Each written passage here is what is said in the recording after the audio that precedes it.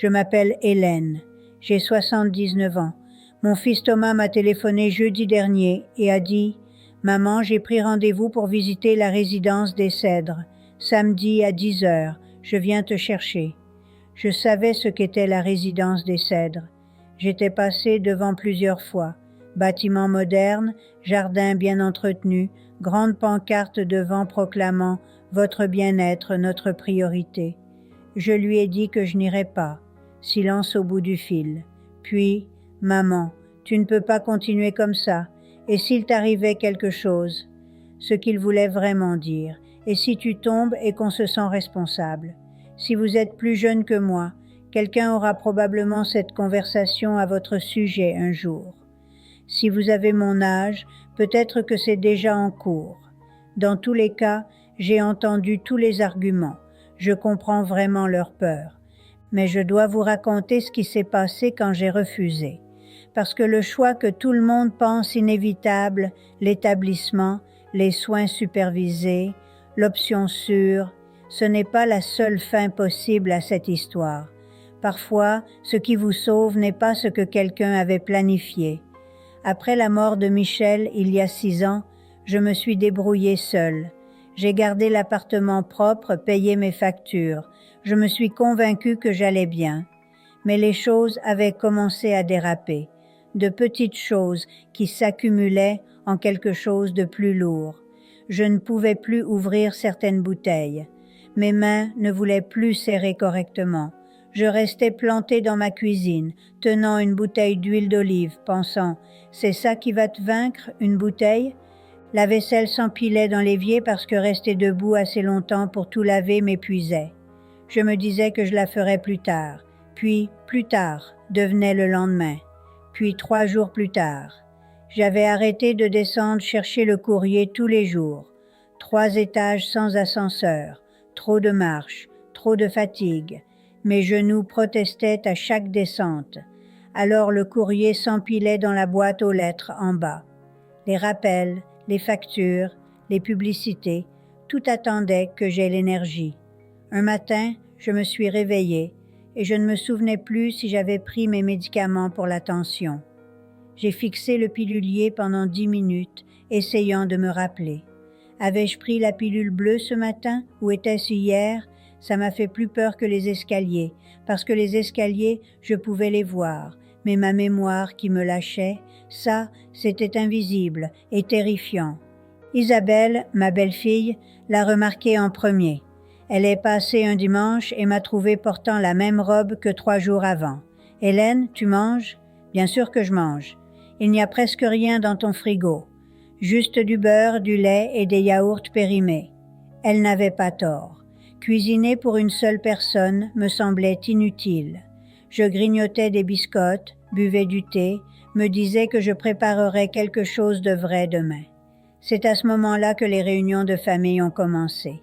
Des appels de Thomas et Isabelle, des conversations sérieuses. « On doit faire un plan, maman. Tu n'es pas en sécurité là-haut toute seule. » J'avais déjà vécu chez eux pendant 2 mois et demi, juste après la mort de Michel. Ça ne s'était pas bien passé. Je n'allais pas recommencer. Alors ils ont fait le plan pour moi. Ils ont trouvé la résidence des Cèdres. Ils ont appelé ça une visite exploratoire. Ils ont dit que je pourrais partir si ça ne me plaisait pas. Mais je savais comment fonctionnaient ces visites. Vous y allez pour voir. Ensuite, ils vous convainquent de faire un essai d'1 mois, puis un autre mois. Puis c'est permanent et votre appartement est vendu pour payer les frais. Je leur ai dit non, fermement. Réponse finale. Thomas s'est présenté chez moi le lendemain, n'a pas téléphoné d'abord, simplement apparu à ma porte avec des brochures imprimées. « Maman, regarde ces équipements. Il y a une bibliothèque, des activités, une infirmière sur place jour et nuit. Je n'ai pas besoin d'activités, j'ai besoin de mon propre espace, de ma propre vie. Tu étais toi-même quand? » Il a soupiré. S'est assis à ma petite table sans y être invité. Tu es tombé l'année dernière. Tu m'as dit toi-même que tu es resté par terre 20 minutes avant de pouvoir te relever. Je me suis relevée finalement. Et si la prochaine fois tu ne peux pas? Et si tu te casses la hanche? Et si je meurs? Il s'est arrêté. C'est ça qui te fait peur, n'est-ce pas, que je meure seule dans mon appartement et que tu te sentes coupable. Silence, parce qu'on savait tous les deux que c'était exactement ça. Il a laissé les brochures sur ma table, n'a pas dit au revoir, est simplement parti. J'ai jeté les brochures à la poubelle, mais la question est restée avec moi. Et si quelque chose arrivait? Et si je ne pouvais pas me relever la prochaine fois? J'ai pensé les rappeler, accepter la visite, les laisser gagner. Puis j'ai pensé, non, il doit y avoir un autre moyen. Le problème, c'est que je ne savais pas à quoi ressemblait cet autre moyen. J'ai essayé d'être plus prudente. J'ai acheté une canne, même si je détestais l'utiliser. J'ai commencé à garder mon téléphone dans ma poche en permanence. Mais prudente n'est pas pareil que capable, et je perdais mes capacités plus vite que je ne voulais l'admettre. Un après-midi, en montant mes courses, j'ai raté une marche. Je me suis rattrapée à la rampe, mais le sac s'est déchiré. Les conserves ont roulé partout dans l'escalier. Une boîte de haricots verts a dévalé jusqu'au palier du deuxième. Je suis restée là, agrippée à la rampe, respirant fort, regardant mes courses éparpillées. Karim est sorti de son appartement. Il a commencé à ramasser les conserves sans dire un mot. « Ça va, Hélène ?» ?»« Je vais bien, juste maladroite. » Il a ramassé tout, m'a suivi jusqu'à ma porte. « Où est-ce que je pose tout ça ?»« Le plan de travail de la cuisine, merci. » Il a tout posé, a regardé autour de ma cuisine, la vaisselle empilée dans l'évier, le courrier non ouvert sur la table, la poussière visible sur le rebord de la fenêtre. « Vous vivez seul ici. » Ce n'était pas une question. « Oui, c'est un problème? » « Non, c'est juste que ma mère vivait seule aussi, avant. » Avant quoi, il ne l'a pas dit, mais je savais, il est parti. J'ai rangé les courses. J'ai essayé de ne pas penser à ce que signifiait « avant ». Ce soir-là, je suis restée allongée dans mon lit, fixant le plafond, pensant à la résidence des Cèdres. À quel point ce serait plus facile de simplement les laisser me mettre quelque part.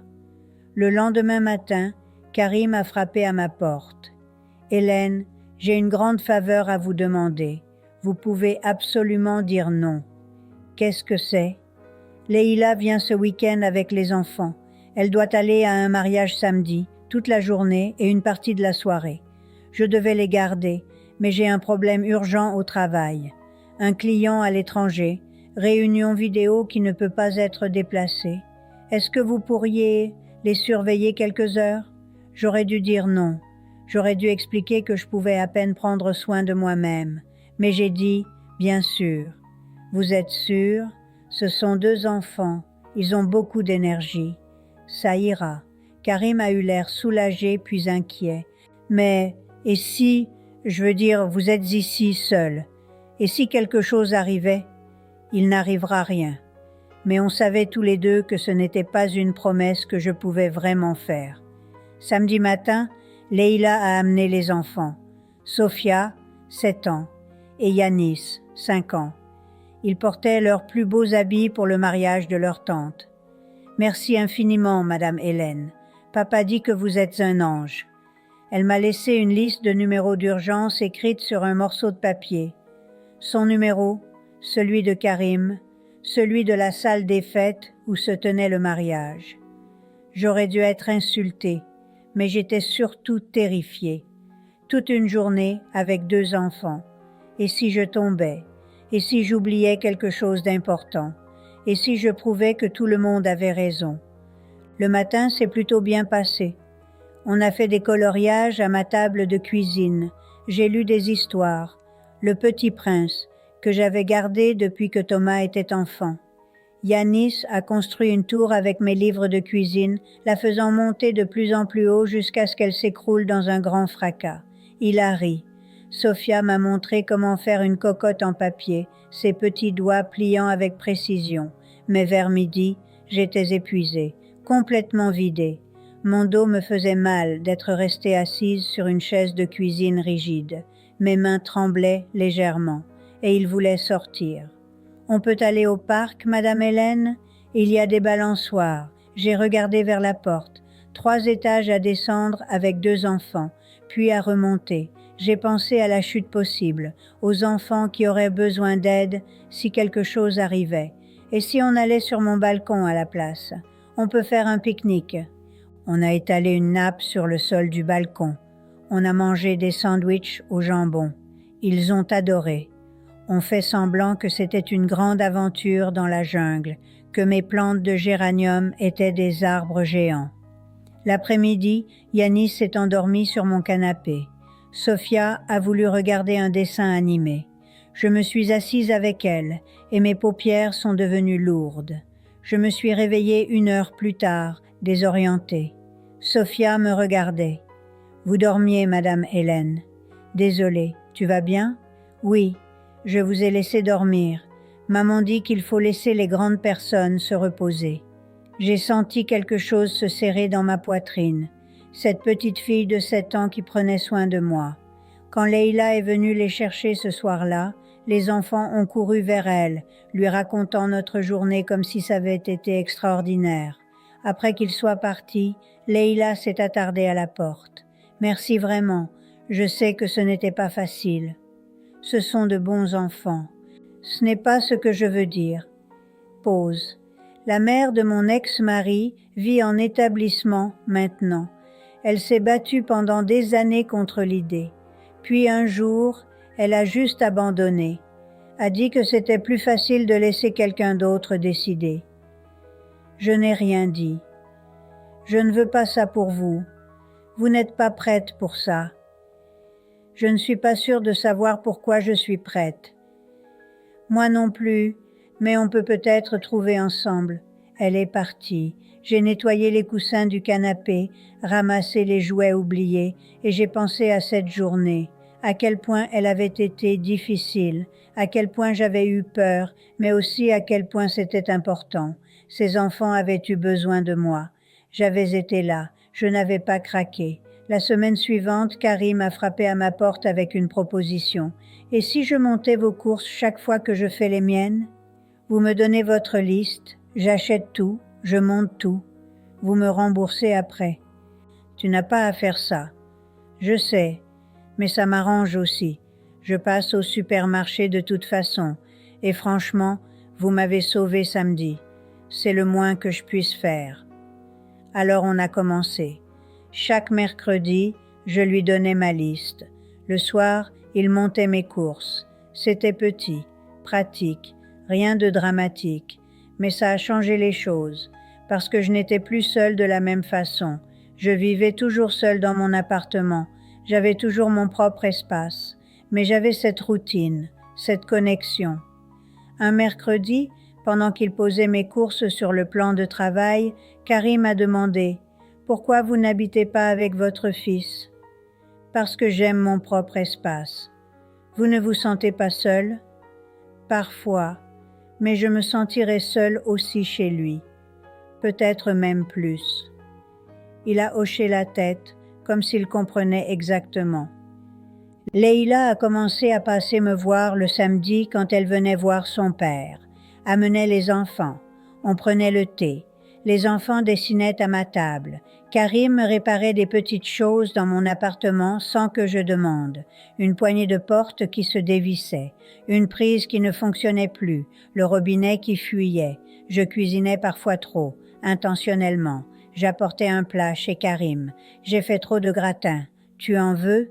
Petits échanges. Rien qu'on pourrait quantifier. Rien de formel. Juste des voisins qui font attention, qui sont présents. Thomas a appelé quelques mois plus tard. « Comment tu vas, maman? »« Je vais bien. Tu manges correctement? » Karim m'aide avec les courses maintenant. Mon voisin, on s'entraide. Silence. Puis, « C'est bien, maman. C'est vraiment bien. Je n'irai pas à la résidence des Cèdres. Je sais, je suis désolée d'avoir insisté autant. J'ai accepté ses excuses. Mais j'ai aussi compris pourquoi il avait insisté. Il avait peur. Ils avaient tous peur. Mais la peur ne doit pas prendre toutes les décisions. Ce matin, Sophia a frappé à ma porte avant l'école, m'a apporté un dessin, un immeuble avec des fenêtres. « C'est notre immeuble », a-t-elle dit. Ici c'est vous, ici c'est nous, ici c'est grand-père. C'est magnifique. Vous pouvez le garder. Je l'ai accroché sur mon réfrigérateur, juste à côté de celui qu'elle a fait le mois dernier. J'ai 79 ans. Je vis seule. Je ne peux toujours pas ouvrir certaines bouteilles. J'oublie toujours des choses. Je me fatigue toujours plus vite que je ne voudrais. Mais je ne suis pas isolée. Je n'attends pas que tout s'effondre. Je suis juste là. Je donne ma liste de courses à Karim le mercredi. Je prends le thé avec Leïla le samedi. Je regarde des enfants grandir un étage plus bas. Je n'ai pas planifié tout ça. Je n'ai rien résolu de façon magistrale. J'ai juste dit oui quand j'aurais pu dire non, et j'ai continué à dire oui. De petits oui, des oui discrets, et d'une certaine manière, ça a suffi. Je suis reconnaissante envers Karim d'avoir vu au-delà de ce que je ne peux plus faire et d'avoir remarqué ce que je peux encore offrir. Je suis reconnaissante pour cette vie ordinaire qui ne ressemble au plan de personne. Je suis reconnaissante d'avoir encore mon appartement, mes plantes sur le balcon, mes mercredis et mes samedis, mes petites routines qui me gardent ancrée. Je continuerai à vivre ici tant que je peux. Et quand je ne pourrai plus, ce ne sera pas parce que quelqu'un a décidé pour moi. Ce sera mon choix, à mes conditions.